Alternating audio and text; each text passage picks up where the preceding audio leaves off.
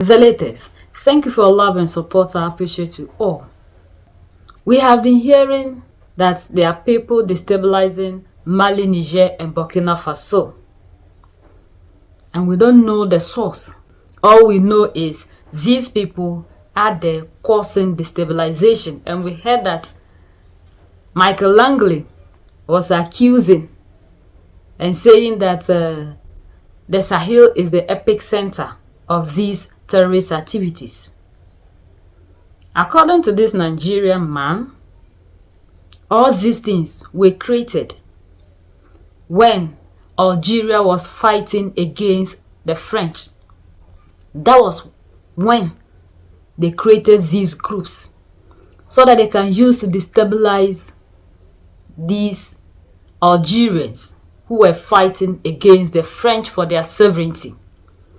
According to another source, these people originated from the Middle East and they used them against Muammar Gaddafi.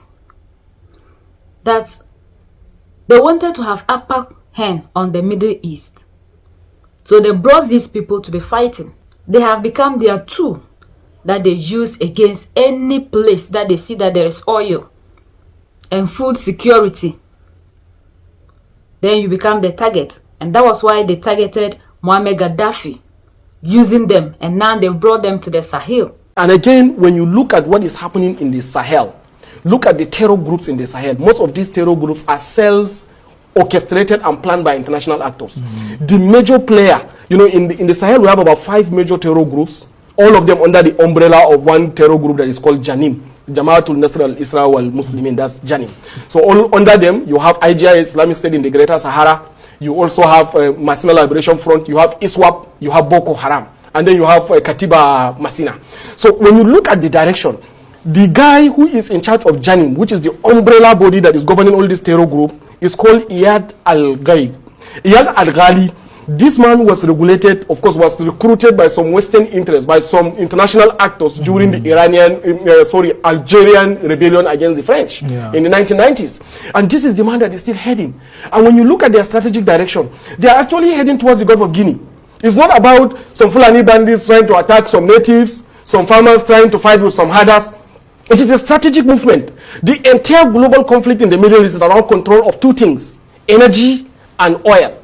Energy and food. Then one of the most important thing again is the mineral resources, but the major thing is energy security and food security. The truth of the matter is the world is an interconnected global community. Whatever happens in Iran and Israel have complete effect in wherever it is in the world, especially in Nigeria. I have almost 9 million people in Nigeria. And that's a nation on itself, right? So they have massive following. And the fact that they have some reliance on Nigeria's powerhouse, their Nigerian supporters, I think it should make sense. And any country that have control of the Middle East have complete control of the global power. And that is why if you check historical antecedents, most of the religion that came from the Middle East have global spread. But religions that come from China or India, they hardly spread globally because of the node of the place. That place connects all the continents of the world, and almost all you can move by land. You can move by land, you can move by water. You have Indian Ocean, you have Arabian Sea, you have Mediterranean Sea, you have Persian Gulf, and at the same time you have the Euphrates and the Tigris River coming together, binding into the Arabian Gulf. So when you look at all those areas, it's a very massive high traffic area.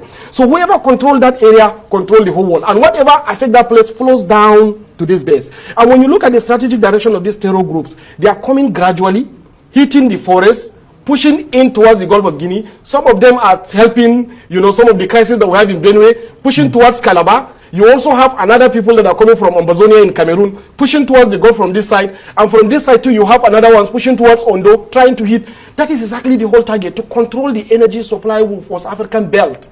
And then we are all sitting and waiting. When somebody in Iran, like the Khamenei, mentioned Nigeria, we were thinking that we should just take it and say, no, this guy should not. No, he is giving a signal. That means we need to up our game. We have to find a way to ensure that we have a very good relationship at the border to push these people, these attackers, to stay in those countries where they are attacking, in Mali, Niger, Burkina Faso, and Chad, and Benin Republic, where they are. That is where we need to keep them. And the reason why you see some of these Fulani bandits have massive weapons is because majority of the people leading these terror groups are actually Fulanis. Not that they are supporting the Fulani agenda, but they are supporting the grand agenda that is pushing them, that is paying them. And when you look at what happened in Syria, Shara, the current president of Syria, was an ISIS member.